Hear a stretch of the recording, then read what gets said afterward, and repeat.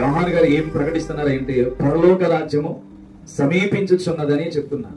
అంటే అప్పటి నుంచి సమీపించుచున్నదని చెప్తున్నారు, కానీ ఇంకా దేవుడు రాలేదని చాలా మంది నిర్లక్ష్యంతో బ్రతుకుతున్న దినాలు కనబడుతున్నాయి.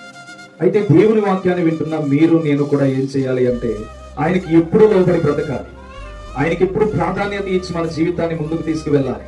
ఎందుకంటే యోహాను ఎవరికి హెచ్చరిస్తున్నాడంటే యోదయ అరణ్యంలో ప్రకటించుచున్నాడంట. అంటే యూదులకు ఈ సువార్త వర్తమానం ఏం చేస్తున్నాడంటే పరలోక రాజ్యము సమీపించి ఉన్నదని చెప్పి, మీరు ఇంకా ధర్మశాస్త్రంలోనే ఉండిపోయారని చెప్పి వారికి క్లారిటీగా ఆయన యేసుక్రీస్తు మార్గాలను సరళం చేయుచున్నాడు. అయితే ప్రతి మనిషి జీవితంలో మనం ఆలోచన చేస్తే చాలా హెచ్చరికలతో కూడిన తర్వాత మన భక్తి జీవితంలో ఏమవుతుందంటే అలవాటు పడతాం. ఎలా అలవాటు పడతామంటే ప్రార్థన చేయడం అలవాటు పడుతుంది, వాక్యము చదవడం అలవాటు పడుతుంది. దేవునితో ఉండే సహవాసంలో మనము అవివేక తత్వానికి గురయ్యే లక్షణాలు కొన్నిసార్లు కనబడుతూ ఉంటాయి.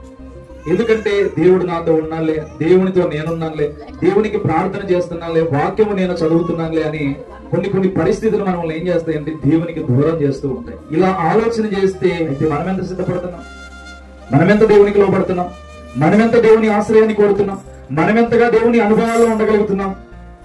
వాక్యాన్ని వినని వారి గురించి మనకొద్దు, కానీ వాక్యాన్ని వినే మన బ్రతుకులు ఎలా ఉన్నాయి, వాక్యాన్ని వింటున్న మన జీవితాలు ఎలా నడుస్తున్నాయి.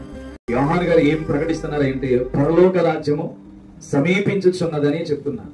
అంటే అప్పటి నుంచి సమీపించుచున్నదని చెప్తున్నారు, కానీ ఇంకా దేవుడు రాలేదని చాలా మంది నిర్లక్ష్యంతో బ్రతుకుతున్న దినాలు కనబడుతున్నాయి. అయితే దేవుని వాక్యాన్ని వింటున్న మీరు నేను కూడా ఏం చేయాలి అంటే ఆయనకి ఎప్పుడు లోబడి బ్రతకాలి, ఆయనకి ఎప్పుడు ప్రాధాన్యత ఇచ్చి మన జీవితాన్ని ముందుకు తీసుకువెళ్ళాలి.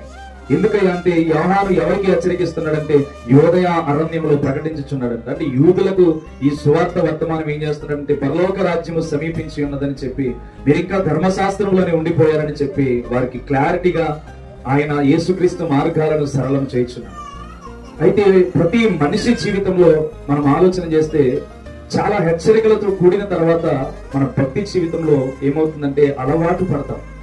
ఎలా అలవాటు పడతామంటే ప్రార్థన చేయడం అలవాటు పడుతుంది, వాక్యము చదవడం అలవాటు పడుతుంది. దేవునితో ఉండే సహవాసంలో మనము అవివేక తత్వానికి గురయ్యే లక్షణాలు కొన్నిసార్లు కనబడుతూ ఉంటాయి.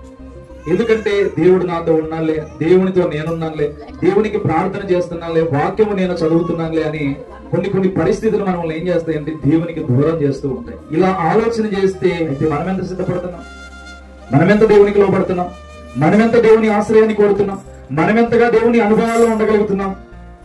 వాక్యాన్ని వినని వారి గురించి మనకొద్దు, కానీ వాక్యాన్ని వినే మన బ్రతుకులు ఎలా ఉన్నాయి, వాక్యాన్ని వింటున్న మన జీవితాలు ఎలా నడుస్తున్నాయి.